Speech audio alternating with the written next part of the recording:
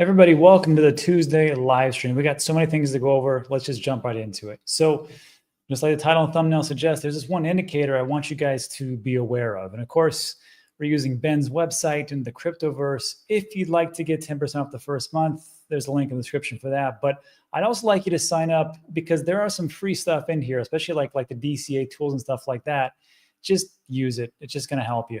But what I'm taking a look at today is there's this great thing that we've been taking a look at, which was a convolution or an aggregate of all the different crypto risk indicators. And when I was taking a look at this, just, killing some time this morning after I had a nice little workout on the beach, very nice, I was taking a look at just the summaries. And what it does is it takes all these different indicators that I've been talking about for quite some time. There's a link in the description of the 5 crypto critical videos. One of those is when I'm going to sell 80% of all my crypto and step down from this channel. There's a link in the description. Check that video out. But it gives you like this summary, and it's broken down into price, on-chain metrics, and socials. Socials are fine. I mean, it's good. It's nice to know. But the price and the on-chain metrics, I think is a pretty good indicator.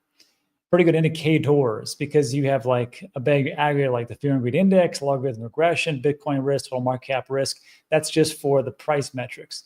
On-chain metrics, Pell multiple, MVRVZ score, and transaction fees, terminal price. And this is one that caught my eye. Miner cap to Thermo-Cap ratio. Now, there's another one to take a look at, of course, which is even higher. Actually, there's 2 that are higher.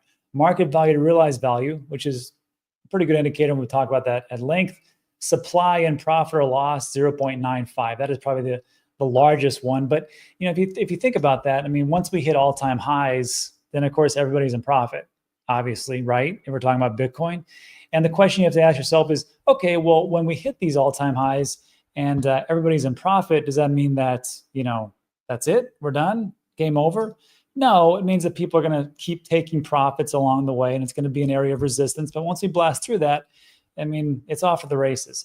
What I want to take a look at is an indicator that's not really talked about too much. And I think I'm going to add this in because it's pretty good. So right now it's pretty high. And first of all, what is this? What is this miner cap or Thermo-Cap Bitcoin miner ratio?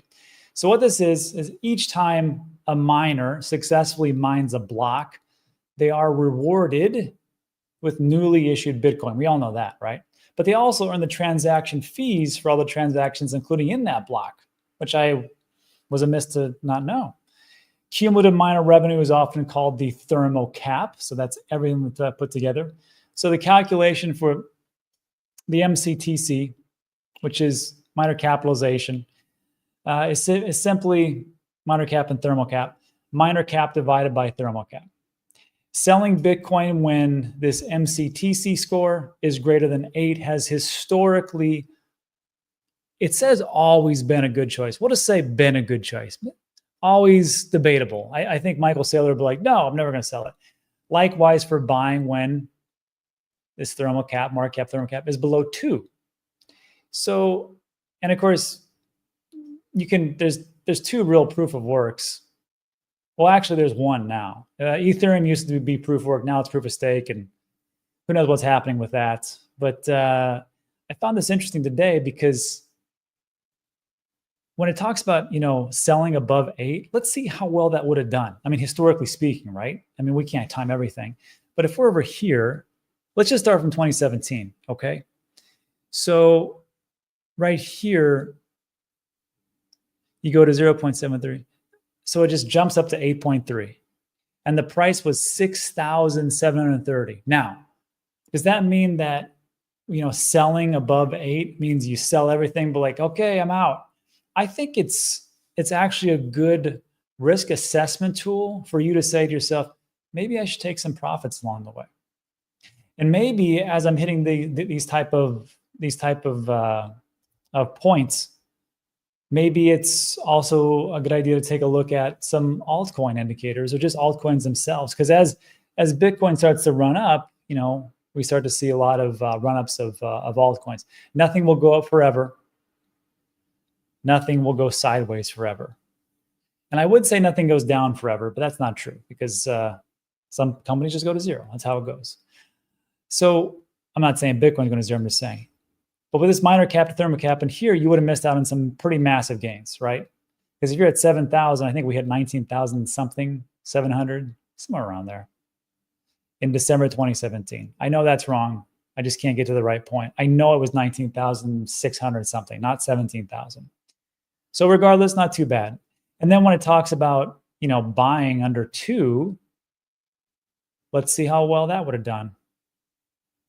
Well, that's okay. This is actually really good because it dropped below 2 on 20th November 2018, where you could have picked up Bitcoin at a whopping price of $4,320. Not bad. Okay, let's keep going. So here, you wouldn't have sold at anything. You wouldn't have sold anything. You would have gone from 2018 all the way over here. No, not here. Right between here and here. Let me zoom in on this. I'll probably get a better look. 7, 7, 7, 7. Okay. So right here, this is pretty good actually. The minor thermocap was 8.01 and you would have sold at 60,000. Would you have hit the ultimate Pico top? No. But I don't think that's what we're all here for. And again, for some of you, maybe you just think to yourself, I'm never selling Bitcoin. It's going to my kids and grandkids. It's generational wealth. It's fine. I'm just saying, like, maybe some people are like, you know what? I'd like to finally stop living on the streets. Maybe I don't like living in my van. Maybe I like the place that has indoor plumbing, whatever. But maybe you're like, this could be an opportunity for me. So 8, that's pretty good. So you didn't hit the Pico top, that's okay. Now, where will we have gone below 2? Shoot, you wouldn't have. Well, not through here. Let's reset the zoom because this only goes to 2022. Let's reset. And now we're over here. And no, right there. You would have bought Bitcoin at 5,360 on 15th of March, 2020. Pretty good. I got to tell you, these indicators, they're not perfect, but they do give you a great idea. And the big question you're having is, okay, Rob, shut up and just tell us where we're at today. Well, first of all, it wouldn't have been a bad idea to take some profits around here. 2021? No, that's what I'm saying. The last one. Again, 46, 60,000, not too bad. But over here, we're at 6, at 98,000. So I'm just saying, like, when you're taking a look at this and you're thinking to yourself, what are something that I can take a look at to maybe potentially take some profits or look into other parts as far as altcoins? This would be a great one to add to your list. So let me know what you think about that in the comment section. But the question then is, okay, great, but do we have the liquidity? Do we have the macro environment to support the bull run keeping going? Yes. Check this out. This is from Market Watch, and it does a great job of summarizing all the different reports that are coming in. Now, you got to remember that a lot of these reports are going to be revised up or down. Just that's how the government works. But it doesn't matter right now because this is what Wall Street sees. This is what institutions see. This is what people see. And they're like, okay, we know it's going to be somewhat adjusted. But we don't know where it's going to go. But these are the numbers. So right now, as of today, Tuesday, December 3rd, job openings. Previous was 7.4 million. Now we had 7.5 million. And I think, let me bring this up.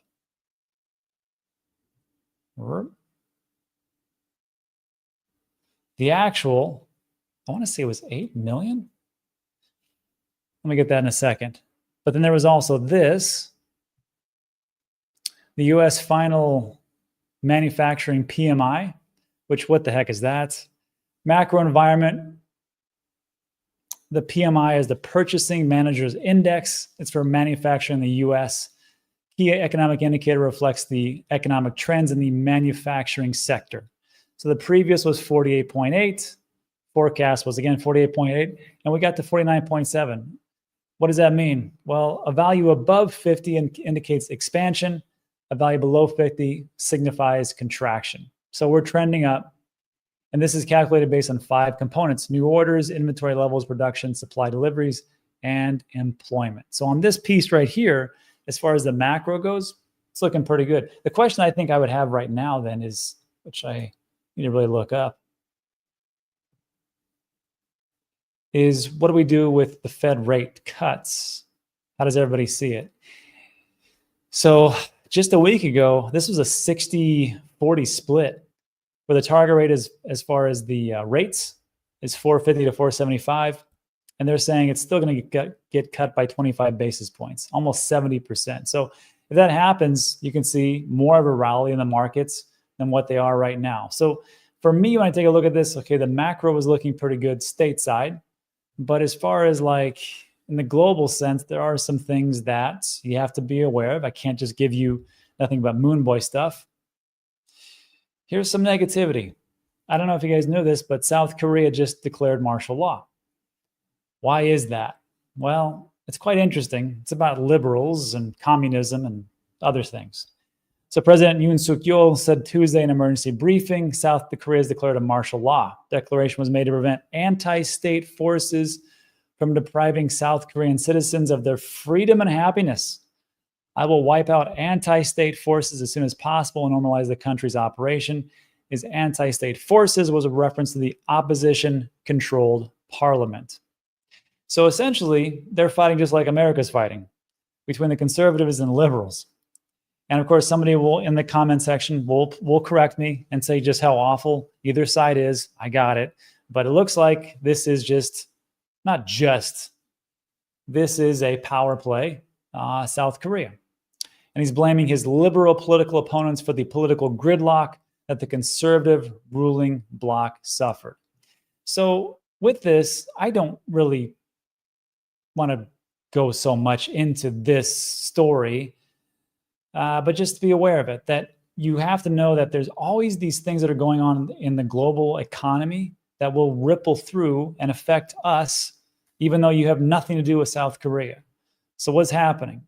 Current state of the election, declaration of martial law, Upbit and BitHum are frozen for South Korean residents. Assets there are at a minimum 50% discount. Panic across the board because no one expected this. This may be political theater, but it is what it is. Also, on top of that, huge crash is happening in Korean crypto markets. This was 2 hours ago, with many coins down 20 to 40% following the announcement of martial law by the current president. And someone below said, how do I get some of that Korean Bitcoin? Because that sounds pretty good. Kimchi discount, I suppose. Now, there was a report that martial law was suspended already. I'm just telling you, this is what I have seen in the last hour to 2 hours, and this is what is going on. Kyung-ju says South Korea's financial markets are in chaos because of the president's political show, and there it is right there. And then somebody, Free Range Click Farm, said it's been blocked by the Senate. Martial law lasted 3 hours. I can't verify that. I don't see anything here, but it could be. So what does this mean for us? Not much. I mean, I don't know what the global percentage volume is over there at South Korea, but right now we've got a drop over the last hour of 0.4%. Watch out. Ethereum 0.7. XRP is still crushing it. And I want to say again, I don't own any XRP. Well, actually, that's not true. I own a little bit. It's insignificant. I still would like to say congratulations to the XRP army for sticking with it and believing in it and diamond handsing. So good for you guys. I found this interesting. Tron is up 12% in the last hour. If you don't know, Tron is used by a lot of Southeast Asian countries. I mean, it's just a global powerhouse over there. Not so much like, say, in like the States or Canada. Correct me where I'm wrong here. Only time I use Tron is when I want to try to send Tether while on the Tron rails, which is a big pain in the A. But it's up 12%. And I can see why. If you're worried about everything being frozen because of what's going on in the political theater, I can get behind that. And as you start to realize the things that are going on globally, you start to think to yourself, man, crypto really does have a place in the global economy. I know some people will say, well, why would we use this? Why use that? This is the primary reason, because governments suck and they have problems and they are always boasting and doing these crazy things. And you as a citizen have to get around that, because no one is going out here to help you. It's you for you, and you have to be the CEO or the chief financial officer of your own funds. So that's what we have as far as like the negative parts as far as that political theater.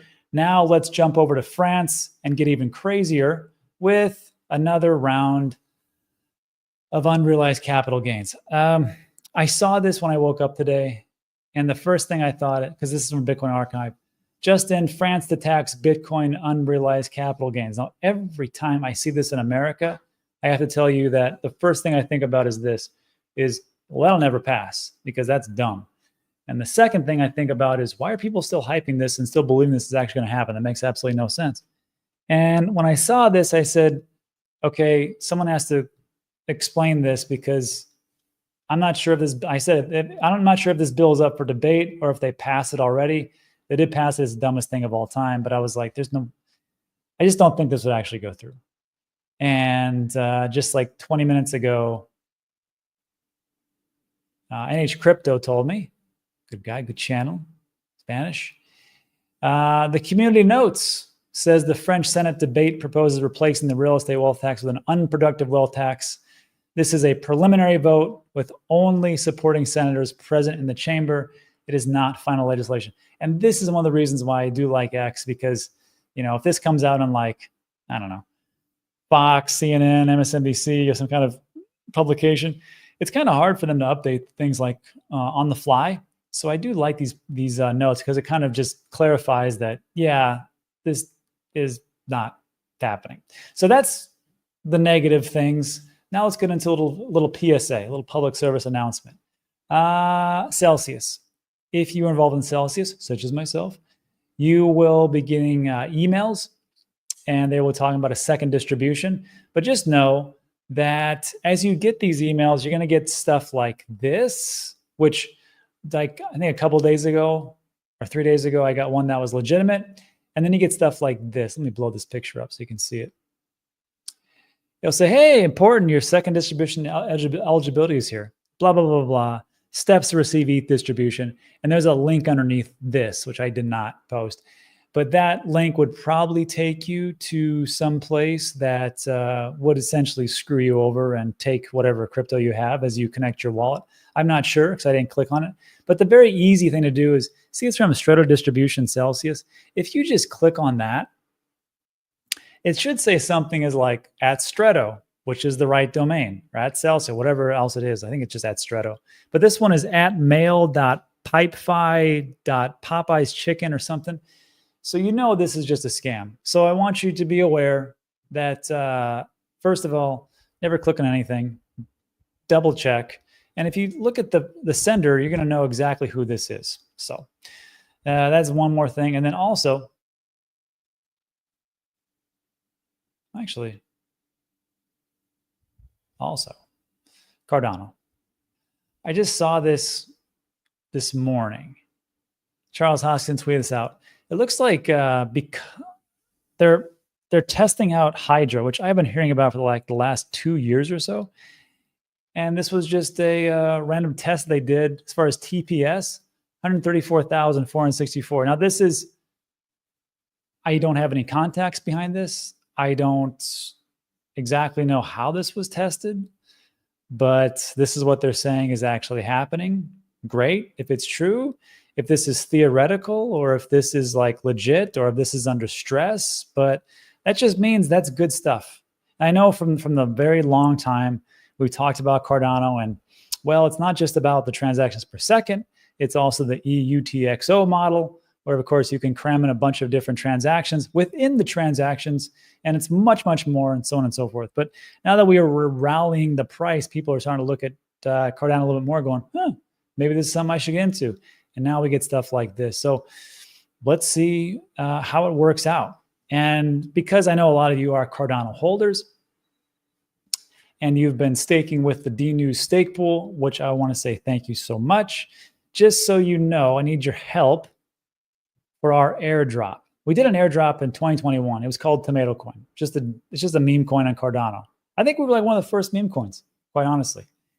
And I'm going to do another one again for everybody who is in the DNAUSEAUM stake pool. If you have Cardano, you haven't staked your Cardano with us, there's a link in the description, which just says the DNAUSEAUM stake pool. And I show you how to stake. It's very simple. But I want to make this big. I want to make this good. I want to make this value driven. So I'm looking to work with a lot of the Cardano people in the ecosystem to give you not just tomatocoin, which is just a meme coin, but to give you other big name coins, like maybe World Mobile or Snack or just a bunch of Indigo Protocol or whatever else is out there. And I want to bring as many people together as I can. So what I'd like you to do is there's the link in the description where this is to my X account. Just comment on which different projects you'd like to see coupled with this airdrop. And I'm going to reach out to all these crypto or Cardano projects and ask them, hey, would you like to be a part of this airdrop? I'd like to give your tokens to my stakeholders. And you don't have to do anything. All you got to do is stake with me and I'll handle the rest. So let me know what you think about that in the comments section. And lastly, before we get into the little Q&A, I have to tell you I screwed up on my Roth IRA. Not that bad, but if you don't know, in America, we have this thing called a Roth IRA. It's tax exempt. It's pretty cool. It's pretty great if you do it right. But this is how, there's a link in the description where I talk about this for iTRUST and everything else. And this is how Peter Thiel turned $2,000 in a Roth IRA into $5 billion. It's very simple how he did it. I tell you how I did it in the video. Basically, he took his PayPal stock, which weren't worth $2,000 in the very early days, stuck it in a Roth IRA. It appreciated, tax exempt, and he's gonna, well, I think right now he's 59, 58, 59, and he's gonna be able to take $5 billion out tax free. Hey, good for him. So here's how I screwed up. So on October 11th, I told you that, hey, I'm going to, because I had actually done some of my allocation, because every year you can only put so much into your Roth, okay? So with this one, I said, yeah, I put in Bitcoin, Ethereum, Sol, ton, gold and silver, because, you know, got to have it. Diversification, I put in 4 meme coins. That's not the part that I screwed up. Actually, that was actually the best thing I did. And this is my updated one I added on SWI. But the best thing I did was actually add in meme coins, because right now Dogecoin was in last place. Now it's in 3rd place. And then Bonk and Pepe have outperformed gold and silver. WIF is a laggard, but whatever. So here's how I screwed up. If I would have bought everything at the beginning of the year, because you can always put in each and every year, you can put in so much, right? So you should start at the beginning of the year. There's just no reason why not to, and I should have done that, but life gets in the way, right? So here's the snapshot. If I would have put in on the 7th of January, right? This is from CoinMarketCap historical. I wouldn't have paid, because I bought Bitcoin around 12th of May. And at that time, the price was 61,000. Look how much I paid. I could have paid 43,000. God dang it. And then Ethereum I bought it at 29.28, but I could have bought it at 22.22. Not that much, I must admit. But then Solana, I could have bought it at $89 instead of buying Solana at $143, and so on and so forth. So, and then also I bought all the meme coins on 6th of October, which I got to tell you, Dogecoin actually was cheaper on 6th of October. Regardless, what I'm trying to say is this. If you're going to do a Roth IRA, you can wait until April of next year to put things into this year. But I'm just telling you, what do you think the cost of Bitcoin and Solana, whatever you want to do for a Roth IRA, is going to be in April of 2025 as opposed to right now? And then we just did a video where I showed you that the price of Bitcoin never has gone below the election day price for all cycles. Let me see if I can pull it up. election. I don't know if this is right. No.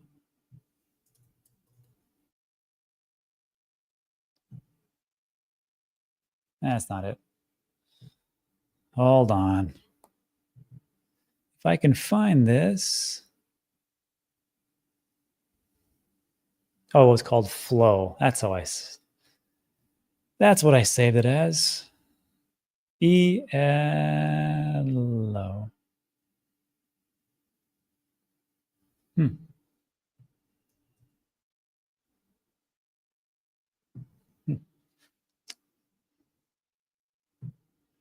So it's never gone below this price, right? On November 6, 2012, when Obama came in, Bitcoin was $10, never went below $10, just went straight up. Now it went down to like $13, I think, in 2014, but never below 10. And then in 2016, November 8th, it was 707. And we know what happened in 2017. November 4th, 2020, it went to 14,133, and it did drop to like 15,700. And then when Trump just got elected, November 5th, it was at 69,000. So what do you think the price is going to be in April? I'm just going to say, like, if you want to get into a Roth IRA and don't pay any capital gains tax, I think this will be the time to take a look at that. All right. So that's it for that piece. I know that went a little bit long. There's a lot of things to go over, but I'm here to answer all your questions to the best of my ability. So if you want to stick around, do a little Q&A, answer all that good stuff, and we'll go from there. Got to get out of here. Get out of here. I appreciate you guys stopping by yet again to chat. All right. Let's see. Analyst of analysts. Rob, love how you try to fact check everything. I analyze Ben's predictions, videos on my profile. Any chance you'll do a watch along? Might shift your perspective. Sure. We can take a look at it. Juan says, Celsius screwed me really bad. The last 4 years I've been working 2 jobs just to be in this bull run. Yeah, it sucks. I mean, at least we got some back, but yeah, they really were awful. However, this is one of the reasons why I'm stepping down, because I don't know what is around the corner for us. I don't know where we're going, but I know that there's going to be some crazy nonsense in the bull run, because all the shenanigans happen when you have this excessive hubris where it's just like this, you have this feeling that you can do no wrong. And everything that comes out is, well, it's just the way of this new order of doing things. And we saw that with Luna, and we saw that with Celsius, and we saw that with FTX, and so on and so forth. I think it's going to happen again. And that's the problem. So I just, I'm glad we're here. I think the hard stuff we've all done. We've all bought in the bear market. I think the big thing, the big test now will be, when are we going to sell those alts? Because I don't think that all these alts that I have invested into will be here in 20 years. Yeah. Uncle Ricky. Missed the news, but here for the questions. The news was there might be some martial law going on in South Korea, but it looks like it got overturned potentially. We took a look at some indicators. Mostly it's just go to Ben's website and sign up for the free part and stay for the paid parts. And also took a look at Cardano and TPS being in the 100,000. Pretty cool. And we talked about tomatocoin. That's about it. Frosty Peas. EOS will be here in 20 years. Yes, and it'll be on me and Beardy's hot wallets, because we never could bring ourselves to sell it. Yeah, Echo Lee's got to go. Zach, you can contribute $7,000 a year for this year and last year, but you can roll over traditional IRAs and 401ks to Roth. I've done 50K rollover. Yeah, and there's also, and we talk about this in the video, there's one called a backdoor Roth IRA. Those are for people who have the ability to invest a little more. And it's totally legal, it's legit. Watch the video and then talk to the guys at iTRUST. Let's see. Yeah, ICP. That's the thing about this TPS. ICP theoretical TPS is over 200K, just saying. It's a funny thing, like this TPS. Everybody's so obsessed with TPS. And I get why. But I remember Toncoin. Remember I mean, Toncoin, I still hold it. I think it's going to do well, but who knows? They had over 1 million TPS, and it was a test that they did in a public forum.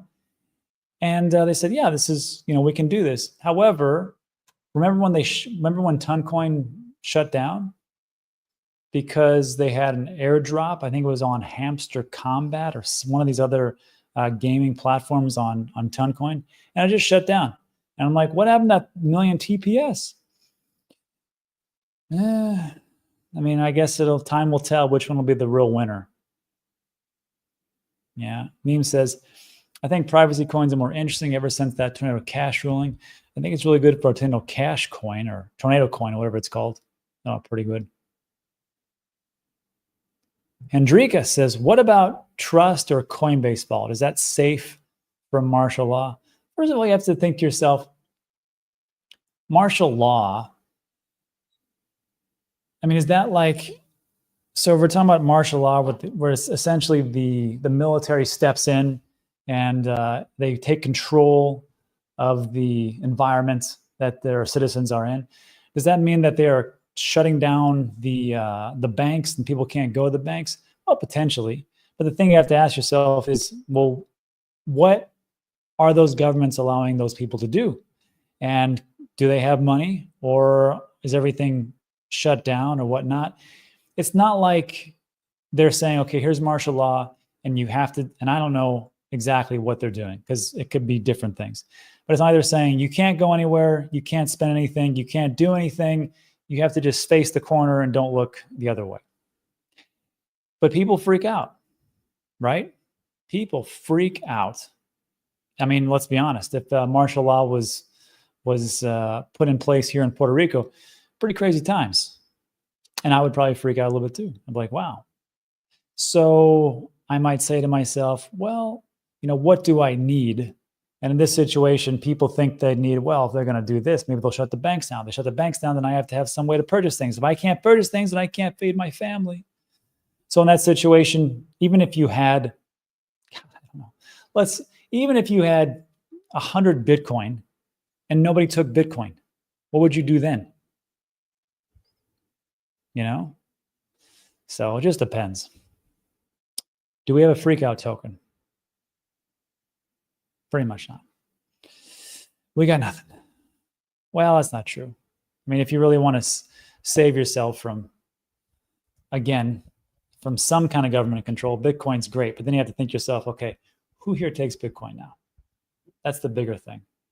And another thing is you got to also think about this, which if everything collapses and we're in some dystopian future and people are like, well, just get Bitcoin. Now you got to think to yourself, what kind of price gouging are they going to do?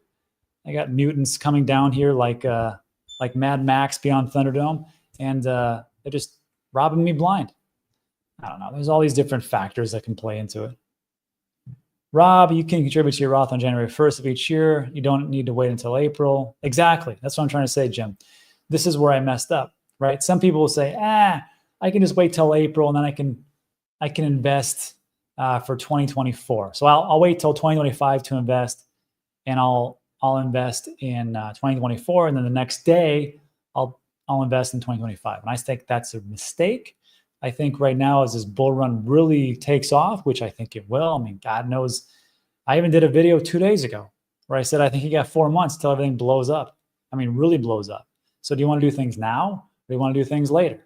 Do you want to get into where a tax exempt now at $95,000, or do you want to get into it later when it's, I don't know. If you listen to Michael Saylor, he said today it's going to go to 180,000, it's going to drop to 140,000, and that's just in 2025. Just saying.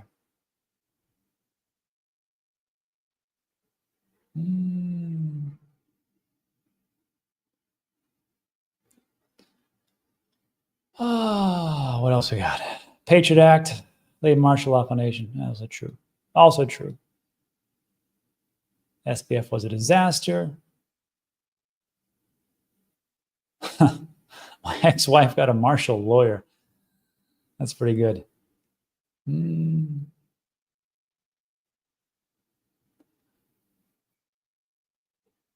Yeah. Or it says, I tried turn around for 5 minutes to do in real life work and you sneak in a live stream. It's a good time to do it. Everything blows up today. So it's from the West, Santo Domingo. All right. Clover says, got my initial XRP from 2019 out, letting the rest run. Was I late taking profit? Nah, I mean, how did we do today?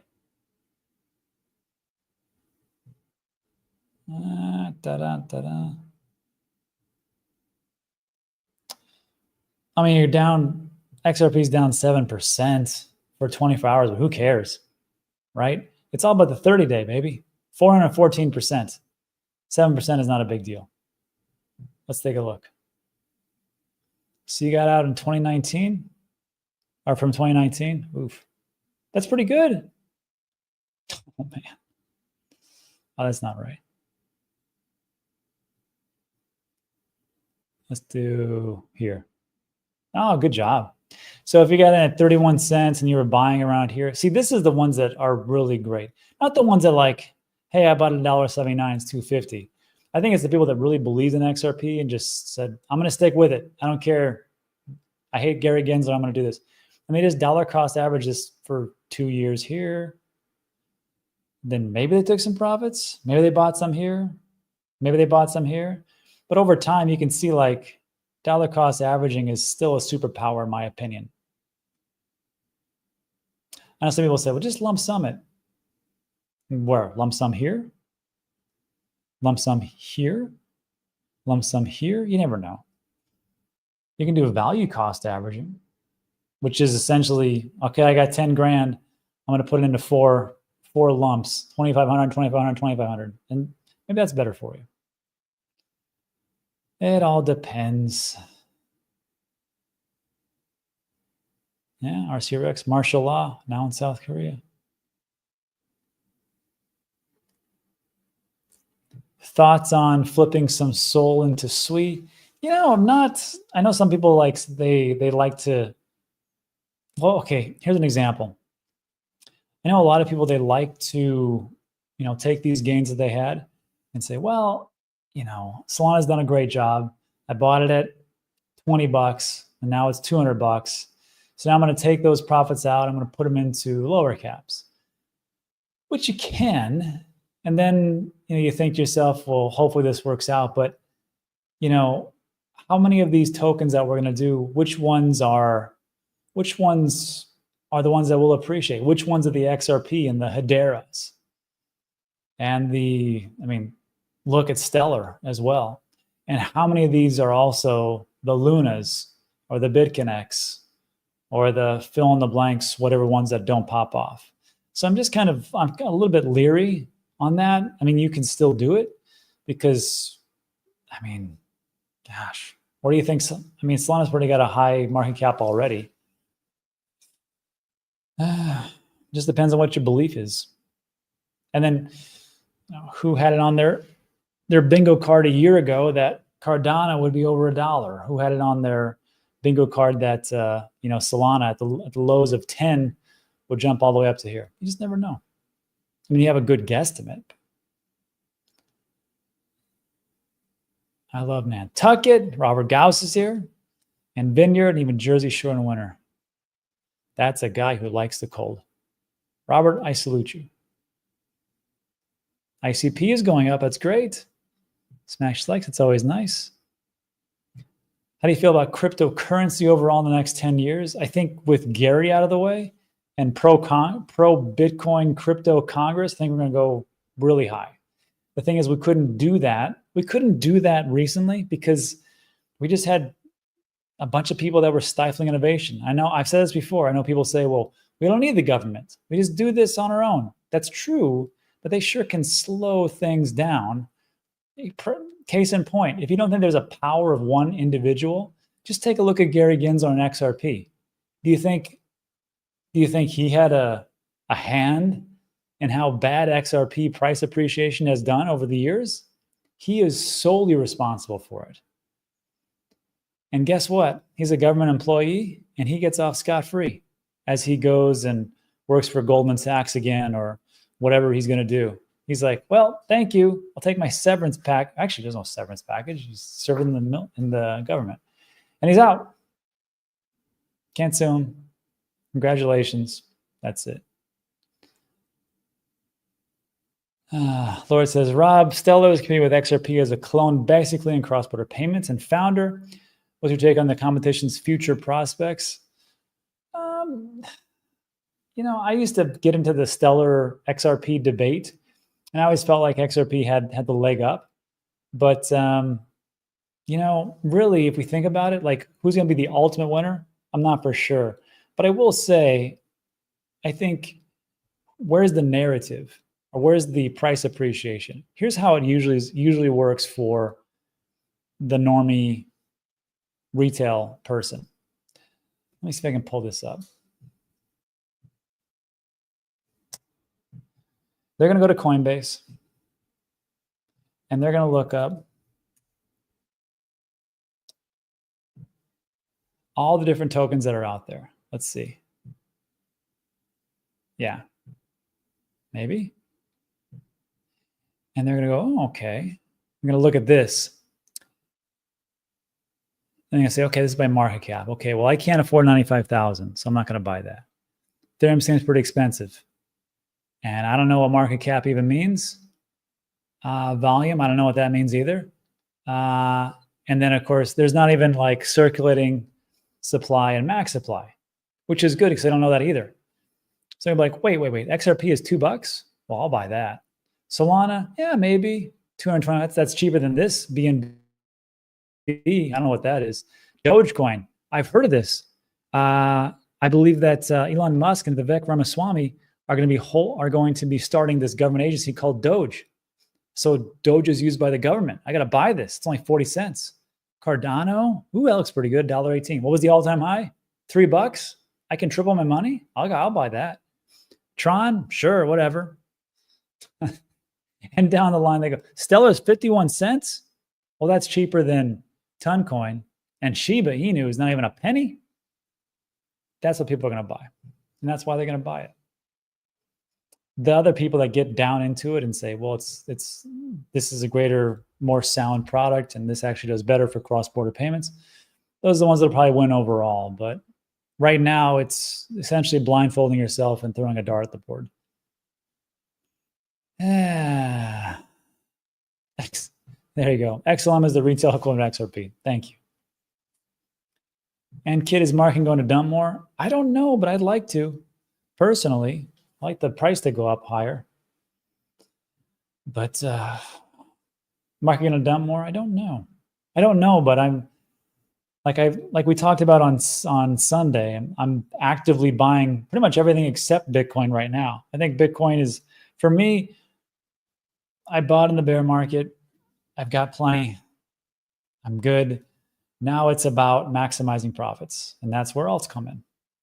But I was buying alts in 2022 and 2023, so I got to tell you, just between us, it's just us. I got an overdraft notice today because they're like, hey, did you know that you're at zero on your bank? And I'm like, son of a. So now I had to go to my other bank account, transfer funds over. And the reason why? Because I have so many different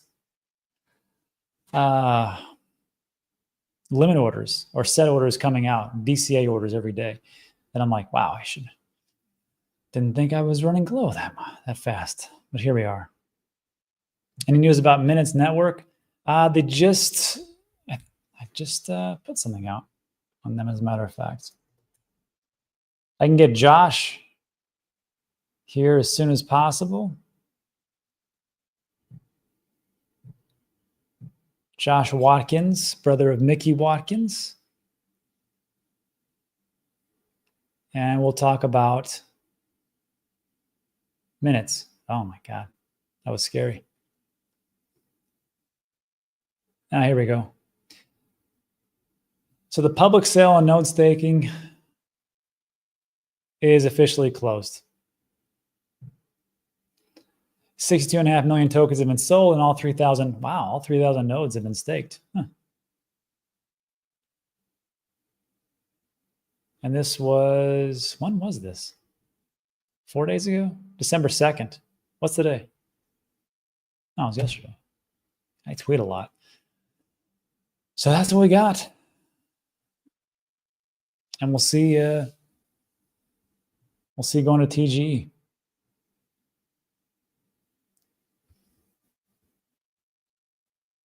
This is a great question. Can't go a day without talking about MELD. The MELD crypto company was a rug pull and has been permanently suspended. Debatable about the rug pull. How often do you see this happening, and what advice do you have for those folks' favorite project have shut down like this one? Lemon Kitty, it's a good question. And here's what I tell people, and I always tell people, especially when we're talking about this. See this icon right here? That's MELD. And when it crashed, we actually contacted the founder and talked to him. I said, Ken Olling. I said, hey, man, what's going on? He said, look, we had 4 of our big backers pull out, and the VCs are not wanting to invest. We got to wind everything down. Now, I don't know what happened to all those funds, but apparently it takes a lot of money to do a startup. I know some people say, well, that doesn't make any sense. Maybe there'll be an audit. I don't know. But I left this up for a reason. I'll say this again. It's because, and this is, Kitty, something to always remember, which is this: you and me and everybody watching here, we are investing into some seriously risky stuff. There is massive gains to be made, but there are heavy losses to be accrued. And the reason for that is because everything is so new coming in. So as we start to go through this, you're going to see a lot of things collapse. There is no reason to have 10,000 crypto tokens. I don't care what kind of utility and use case and community people are blubbering about. If people aren't using it, it's dead and it's going to die, and that's it. One of the things that Ken told me, and I found this concerning because I can see why. He said, we had, tens of thousands, hundreds of thousands of people investing in the MELD, but when we opened up the neobank for them to actually use the product, we had 100 people sign up out of all these people. And what that says to me is that people want to invest, they don't want to use. So there's 2 things to think about. First of all, you're going to fail. These companies are going to fail. These products are going to fail, and you're going to lose everything. That's what it is. And that's why I put those lovely rules below me.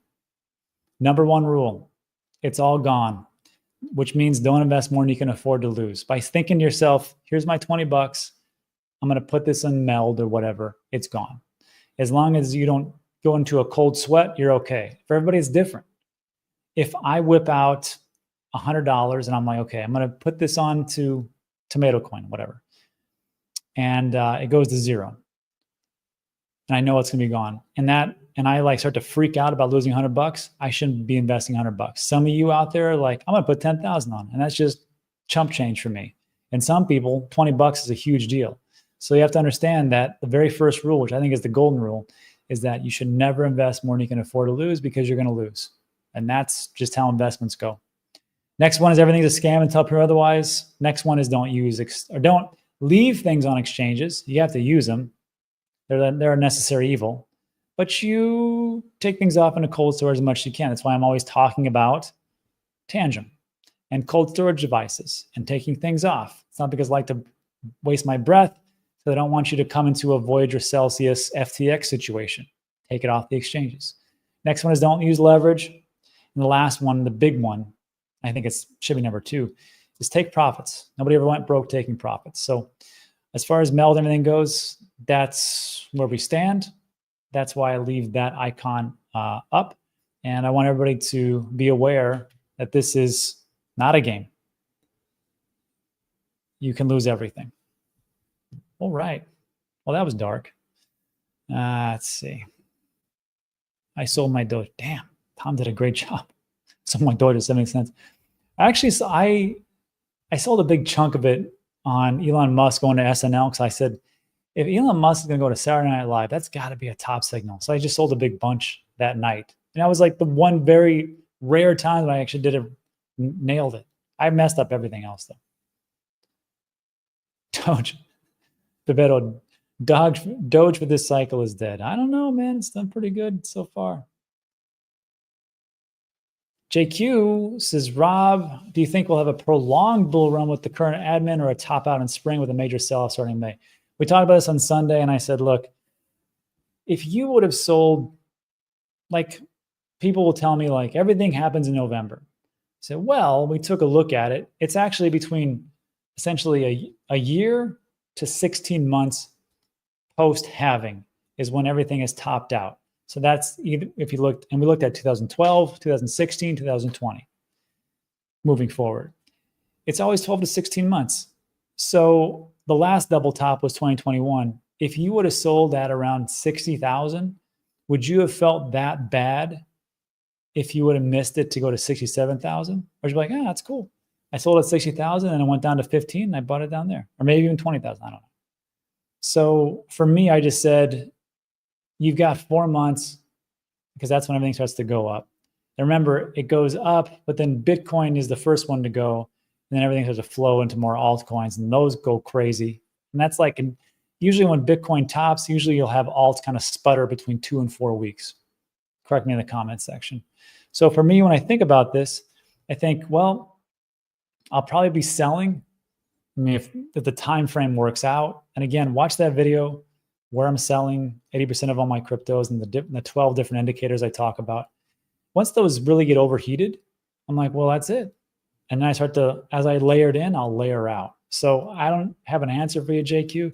It really comes down to the indicators and where things are going. And lastly, and I said this again on Sunday, if Donald Trump and the United States government goes through with their prospect of saying, we're going to do a Bitcoin strategic reserve, and we're going to hold, well, there's two options here. We're just going to hold the 236,000 Bitcoins that we have. And that's barring the fact if the Biden administration, which just moved a big chunk of Bitcoin into Coinbase Prime, if they don't sell that, which would be pretty ripe for them to do that before Trump comes in. If they just hold on that and go, okay, that's our reserve, that's it. We're never going to sell it. Okay. I mean, it's not like a big win, but it's a win. Or if they do the Cynthia Lummis bill and say, okay, we're going to start to buy Bitcoin and we're going to go up to 1 million. That's a huge win. And then, of course, that happens. And either one happens, all the different nations are going to follow suit. So if we go that route, all bets are off for Bitcoin. Now, the other altcoins, I don't believe in any of them. I mean, for the most part, they got to show me. I mean, they've got some good things. ADA does good stuff. Solana does good stuff. Sweet does good stuff. But you got to really have a lot of partnerships. You got to have a lot of things going on. And don't tell me that everybody and their mom uses Solana or Ton or Cardano, because they don't. We use it. Normies don't use it. Once my mom comes in and goes, hey, you know, I need some Cardano because I got to buy these flowers. I'm like, well, okay.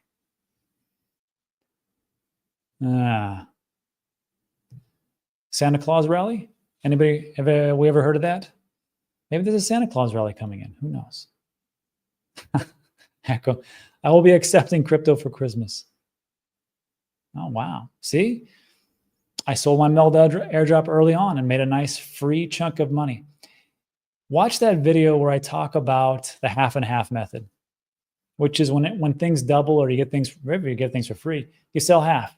Then when it doubles, you sell half again. When it doubles, you sell half again. And people say, wasn't that stupid? Because, you know, what if I could be making generational wealth of billions of dollars from meme coins? First of all, the meme coins that go up that high, the liquidity isn't there for you to actually cash out without crashing everything if you did have hundreds of millions of dollars. So just keep that in mind. And the second thing is, if it's really worth its weight in anything, think of Ethereum. If you're able to do half and half for like 3 or 4 splits, then just hold on to that 5th round, you'd still be up tens of millions of dollars. Okay.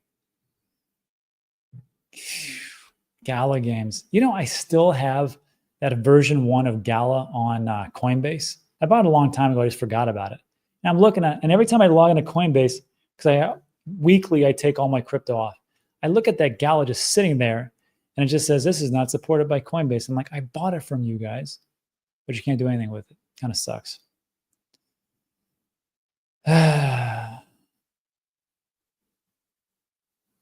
What? Joey. Started buying back in June 15th, but I bought a lot at the end of the year and through 2020. So do you now? But I should have waited longer.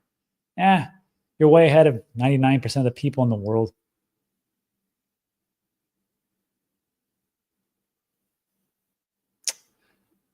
Dog on Bitcoin will reach top 3 meme coins ranking. Dog go to moon? Yeah, I can see that. Or Billy Cat, one of those two. I like both of those. Franklin says, Meld, for example, so we need an SEC person to oversee these projects. Can't have it both ways. No, we don't. We don't, because you're responsible for you. Do you think the SEC was going to protect you from Meld? SEC couldn't even protect you from the FTX.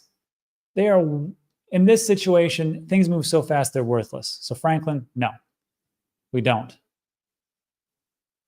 And that's after Gary Gensler had multiple meetings with Sam Bankman-Fried. Just couldn't figure it out somehow. Whenever it had anything to do with the direct political ties they had and the donations that were given to the, well, that's for another show. Golfer says, I can time the top perfectly. My buys. Yeah. You know, I was looking at XRP going, boy, I should really get into that. But I will tell you, I was taking a look at, let's steal some information, shall we? Yeah, okay. And then again, if you're looking at this dashboard here, I always like to show this, like when things get overheated like this. Remember 15th of November, 2021? Oh, those are good times. Highs all over the place, and the price on-chain and social were off the chart. That social one actually is a pretty decent indicator because retail comes in and not screws up the whole thing, but they get overzealous. Yeah, same thing in 2017 and 2013. Social metrics didn't exist back then, really. No one was doing YouTube videos on this. Bunch of Bitcoin nerd money. No one thought about that. But going back, we talk about these risk levels. You know, XRP is at the top of the risk level chain right now. And it's because it's appreciated so fast. So usually around the 0.8 is when you want to start selling, not buying. And that's where we're at right now. But of course, if you love XRP, you're like, well, that's dumb because the XRP is going to go to, what do they always say? $259 or something like that, which I don't know how that's going to be possible. I think you would eclipse the market cap of, I think, the stock market, something crazy. But let's see. Let's see these risk levels. Here we are. So again, risk levels are great to kind of just see when I'm going to sell.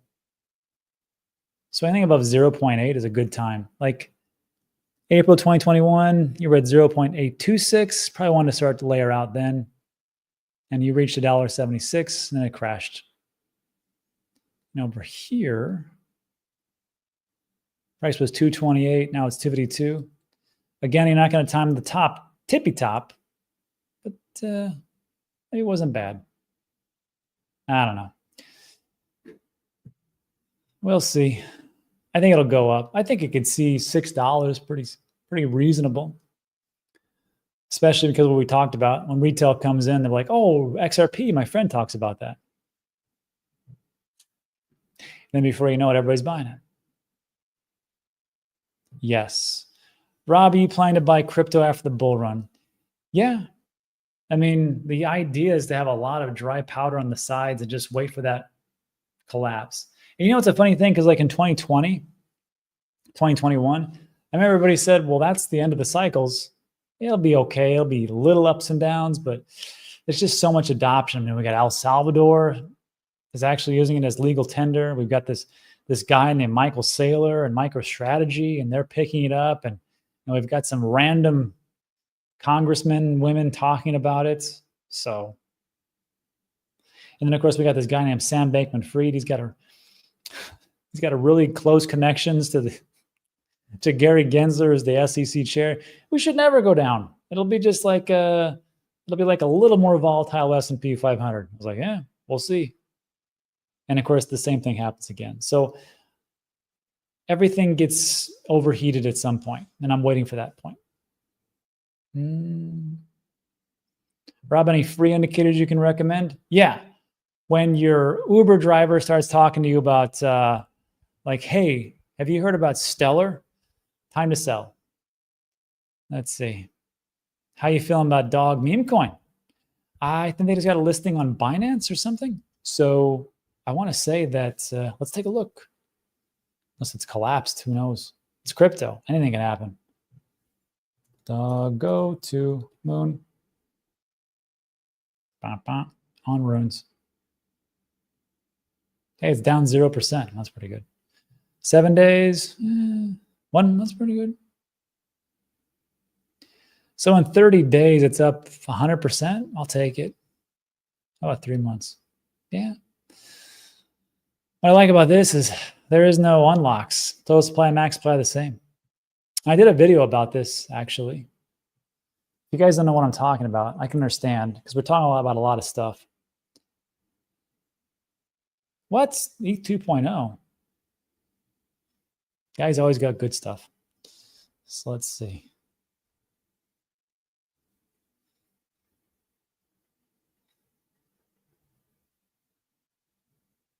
Okay. Digital asset news. Dog.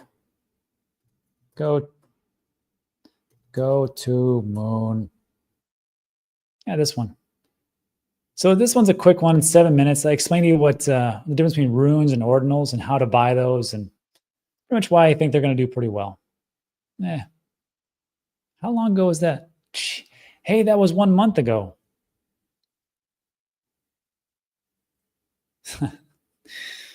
Yeah, 100% gains. Good enough. Justin says, Rob, glad you're still here. Got worried yesterday, thought you had bowed out. We love the channel, have a lot of loyal followers. Thank you, everybody. I do appreciate it. Nah, I mean, I can't bow out until I start selling, right? I made a promise, going to keep it. So just got to do that. Just like the army, just you show up in the right outfit and you get promoted. That's all I got to do. What's that? Wick. We're not last year, last bull market. Yeah. Yeah. Jordan Mojo, what the heck do we do with that old Gala crap? Can't even use it to paper the birdcage. Nothing you can do that I know of, unless there's something you can do with the Coinbase wallet. I'll have to take a look, but I don't. If someone has an idea, let me know. But it's just kind of sitting there taunting me, going, see, you should have followed your rules. You should have taken that off, or you should have taken some profits. Actually, there was no profits to be had. I really didn't want to deal with it, but it is my fault. And I wonder myself, are the two founders still in litigation fighting each other? That's a really bad look for a company when the founders are accusing each other of fraud.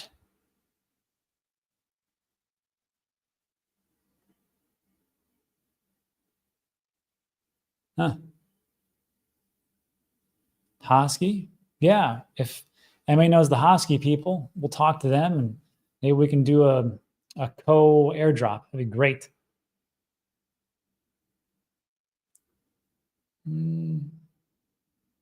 Chicago's here. Yeah, look at that. Still going. I'll stick around. Yet, without haste, they managed to figure out how to tax it. Very true. You know, I got to tell you guys, I'm glad you're actually investing into some assets. Like, I don't know if you guys are just into crypto or if you're into other assets and things like that. But there was this,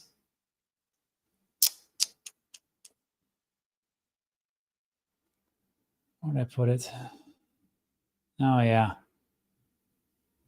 There's something that pretty much sums it up right now with assets, because I don't know what's going to happen with the economy, if we're going to get this melt up or not. But assets are a safe play. And this one, like, just read this. Hold on. This is essentially most people. Imagine playing Monopoly and never buying any assets. You just went around the board collecting $200, i.e. your paycheck, You then give your money to the rich, i.e. the people that have assets, whether that be land or real estate or commodities that they sat on and they let it appreciate, and then maybe you try to get some. And you're trying to stay out of jail, pretty much. This is how most people live their life. I would say like a good, in America, strong 80% maybe. I don't know what it's like where you live, but this is pretty much it.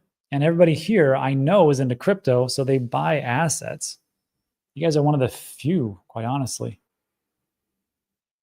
Oh my God. Pomp is sponsored by Polkadot. Well, my channel partner is iTRUST. Polkadot, see you, meme. Adios. 589, that's what it is. Damn, that's a good looking Labrador. Crypto golfer snuck one in on me. That's a pretty good one. You got Beam too? No, I don't have Beam. I know like people were talking about it and how great it was, but I just couldn't get into it. But I got like 80 other altcoins, so yeah. Are you holding DGen? DZ, is that an actual crypto? Because if it is, it's aptly named, that's for sure. I don't hold it, that's for sure. I don't hold it though. CryptoGem, do the risk levels change over time? For example, if XRP didn't move in the next 6 months, the risk level, no, they constantly are moving actually. And not by a very big swath, because it takes a lot of time depending on the history of the crypto project and how long it's been around, but they do move. So like the different, like when I talk about like, here's the prediction for it to top out at whatever it was, $4.86, that's not where it could be as time goes on, just right now. So yeah. Yeah. Mike says, so if we're going off the 2017 bull, we are now approaching the all-time high for this cycle. And Mike is correct. We are going for all-time highs. And usually, like I said, watch that video from Sunday. Usually it's 12 months because our last halving was April 20th, 2024, right? That means that around April 2025, we should see some form of all-time highs or blow off, not all-time highs, but tops. And if we don't hit that, then maybe it goes to November, maybe December. But if it goes into 2026, that will be the longest time frame between a halving and a blow off top high. If it goes to 2026. Splurge on Near, please. Near's going to do well. Near's going to do well because, actually, you know what? I don't know. Let me see something. Does that mean no? Actually, I know what to do. Okay. First of all, Near is $7 at $4. This is off the Coinbase website, but sometimes I don't believe them. What you're asking yourself is, where can I buy Near? First of all, what is, okay, Near is solidly in 25th place. Hey, Near's up 100% in 30 days. That's pretty good. So is Uniswap. It's gradually, then suddenly. Anyhow, if you go to CoinGecko and click on markets, it'll tell you where it's being sold. It is on Coinbase. Okay. So this is where the narrative comes into play. As people hear about the AI narrative and they start to watch things on TikTok or X or maybe even YouTube or Rumble, and they start to hear about, oh, there's some crypto AI plays. Oh, tell me more. Render, that sounds interesting. On Solana, great. Aether, up and comer. Okay, sounds pretty good. Fetch, ASI, okay, great. And Near is a layer 1 and it's into AI. Interesting. And it's only $7. Wow, maybe I should get some of that. Oh, it's on Coinbase and I'm an American citizen. That's all I really can get. Shoo, that would be a good one. So I've been investing in Near for, I want to say, a couple of years, but it's been good to me. It's been good to me. So on near, I can see it doing really well. I actually talked to Ilya Plushkin. I think it's his last name. And he makes things very easy to understand. Chain abstraction, multi-chain, partnerships. These are the things that they want to do, and they're doing. But has Hydra done it on chain yet? Good question. Now, as far as like Cardano and the TPS of 130, see, I misspoke, of 134,464 transactions per second. That's what Charles Hoskin says 8 hours ago. Let's see, let's look. Almost as fast as tomatocoin, very funny. I wonder how James at Best Answers is dealing with this. I wouldn't know because I follow listening all the FUD constantly from that guy. Hey, look, James likes Solana. What are you going to do? Let him have his Solana, and we have our Cardano, and everybody's happy. I personally have both because I don't like to take sides. I like to take the side of where my bank account goes up. That's pretty much the big thing. Let's see. But I wanted to show you guys this. Have you ever seen this website, eutxo.org? So unspent transfer outputs, this is essentially how Bitcoin does things. And this is also essentially how Cardano does it. And you can just see that in every transaction, there are these sub-transactions. What's inside this block? So like right here, where is the, there we go. So the transactions per second is 0.3. This is what's going on. But within each of these transactions is unspent transactions. Ooh, there's SNEC and everything else. Transaction 7. Epic 525. I know people say Epoch, but oh, look at that. Risky, Goki. There's Hosky, Crow. Oh, Crypto Crow's got his own token. That's right. World Mobile right there. And again, so this 1, 2, 3, 4, 5, 6, 7, 8, 12. So it looks like 12 transactions, but it's actually 100 different transactions or so. Native transactions 23, total 131. Anyhow, so they have that, and now they've got this Hydra with their transactions going on something 1,000 transactions per second. So good for them. But Mr. Kamato, I have no idea if this is on chain or if this is just theoretical or what it was. I remember at the Rare Evo event in Las Vegas, they had the Doom, that old Doom game. They were actually running off a Hydra. So every different movement, every attack, and every action that you had was a on-chain transaction. And they could show like how they could do it, and it worked. But we'll see what holds out. B. Lashley says, what's your thinking behind still DCing into SOL at 240 and not something that can make bigger gains? It's a risk versus reward thing. I'm buying Solana every couple of days. And people say, wasn't that kind of crazy? Think of it this way. Let's look at a better way to look at this. Everybody thinks it's too frothy. Everybody thinks it's too much. Let's just take Ethereum for this one. Let's go 4 years back.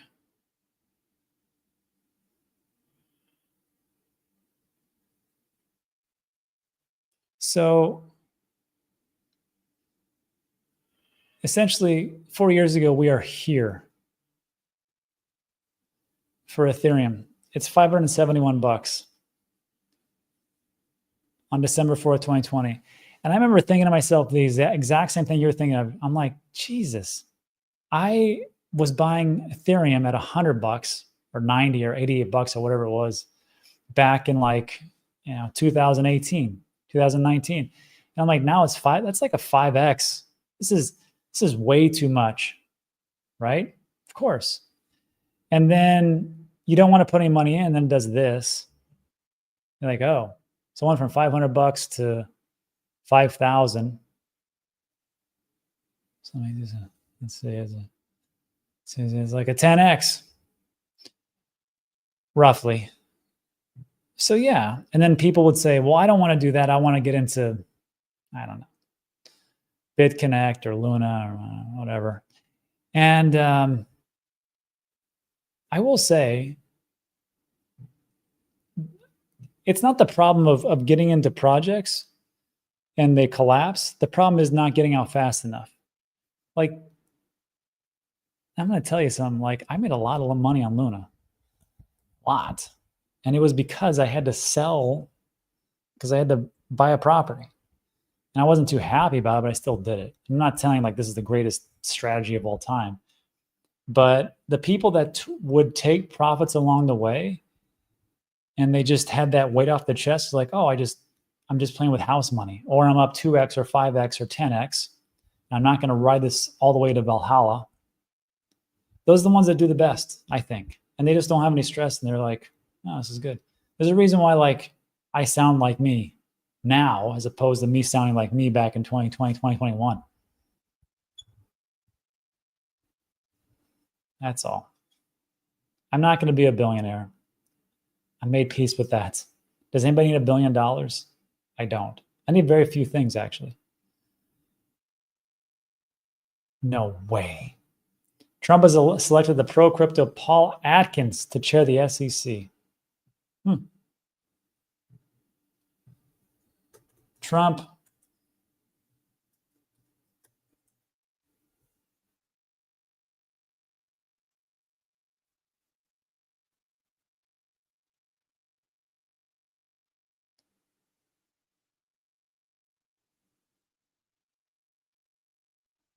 Well, I don't know if that's true. Here's the likely pick.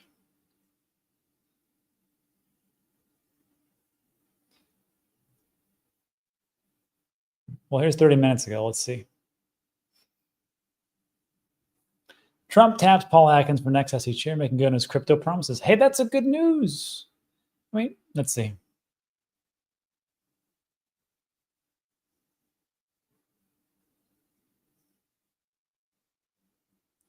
He was the first time in a true libertarian team of again, most criticized, assisting Gensler.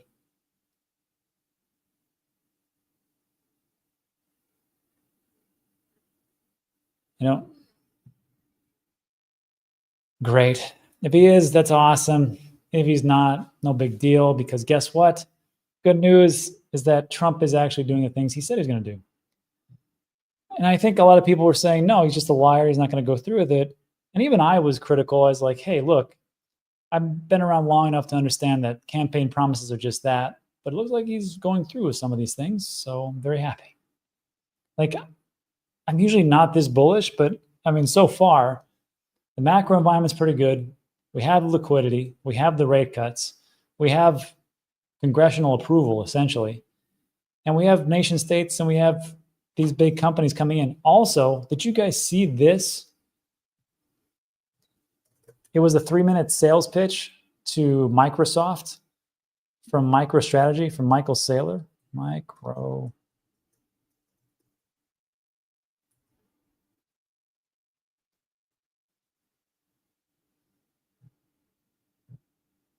It was great. Let's see. Watch this. I'm going to play this real quick. This was the pitch, because Saylor was asked to go talk to MicroStrategy. I mean, excuse me, to Microsoft, to the board, because they want to do essentially the infinite money glitch that MicroStrategy is doing by putting Bitcoin on the books for Microsoft. And he said, okay. And he said, I'll fly down there. First, he said, I'll fly down there and talk to you guys personally. And I said, no, we can't do that. Rules and regulations. So we just like you to do a video version, 3 minutes or less. And he said, okay. And this is what he put out. Watch this. Bop, bop, bop, bop, bop, bop, bop. It's about 3 minutes long, so let me know if it gets boring.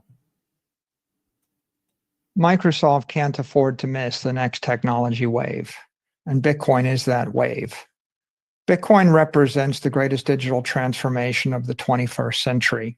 It represents digital capital. The global wealth is distributed across assets that provide utility and others that preserve capital. But risk is destroying trillions of dollars of that capital every single year. And investors are turning to digital capital in the form of Bitcoin in order to avoid that risk. Digital capital is economically and technically superior to physical capital, and it represents a revolutionary advance in capital preservation. The asset class itself is growing from trillions to hundreds of trillions of dollars, and it is backed by digital power along with political and economic power. It makes sense for Microsoft to be powered by digital capital. Bitcoin's the best asset you can own. The numbers speak for themselves. It makes a lot more sense to buy Bitcoin than to buy your own stock back or to hold Bitcoin rather than holding bonds. If you're going to outperform, you're going to need Bitcoin. And those bonds are undermining your options market and your equity liquidity. Luckily, you have an alternative. Public support for Bitcoin is surging, as is political support, as is support for the US Bitcoin Strategic Reserve, as is Wall Street support. And the President of the United States says, never sell your Bitcoin. That's why we're entering year one of the crypto renaissance. And you have a choice to make. Cling to the past or embrace the future. Divest billions of dollars and slow your growth rate. Invest billions of dollars and accelerate your growth rate. You've surrendered hundreds of billions of dollars of capital over the past 5 years, and you've just amplified the risks that your own shareholders face. If you want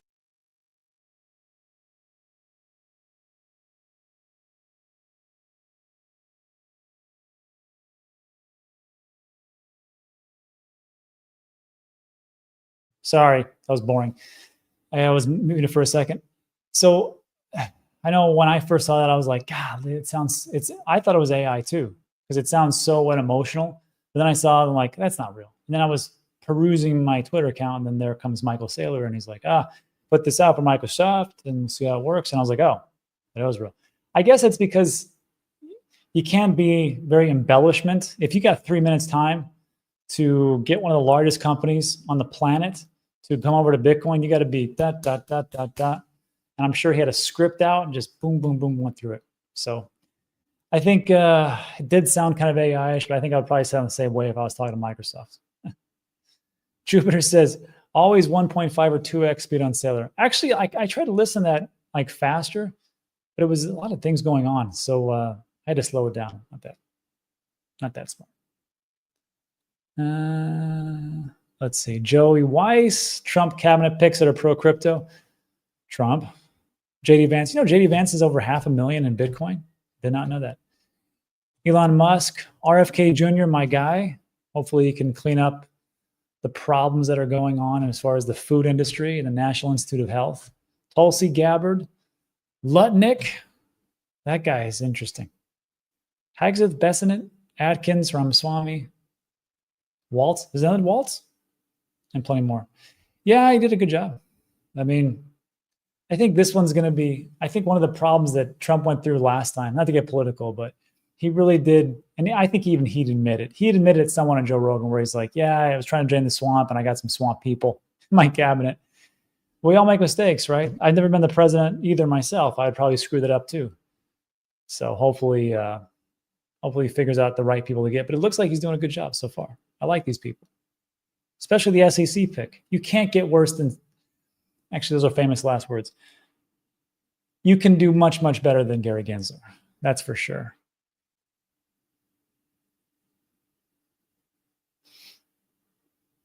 Terrence says, Microsoft execs sitting around thinking, we're already worth a bunch of millions. Why do we need this guy's internet money? It's because it's never enough. Don't you know, Darren? It's never enough. If you have 10 million, or if you have 100,000, you're like, I wonder what a million feels like. When you get a million, you're like, I wonder what 10 million would be like. I got 10 million. I wonder what it'd be like to have $1 billion. Some people just never have enough. I think that's honestly Bill Gates.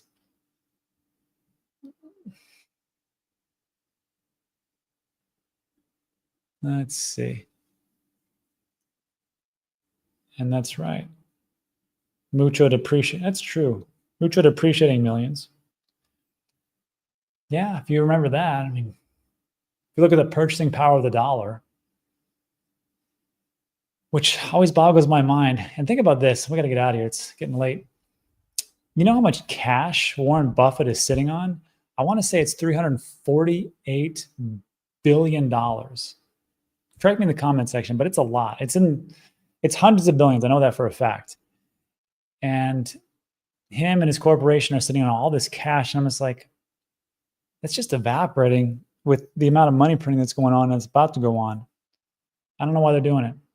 Interesting stuff. Anyhow, all right, everybody, that's it for today. So like today's video, give it a like and subscribe, all that great stuff. That is it for this one. Again, the hard part is coming, guys. And that hard part is when are you going to sell those alts? That's it for today. Thanks so much, everybody. See you on the next one. Adios.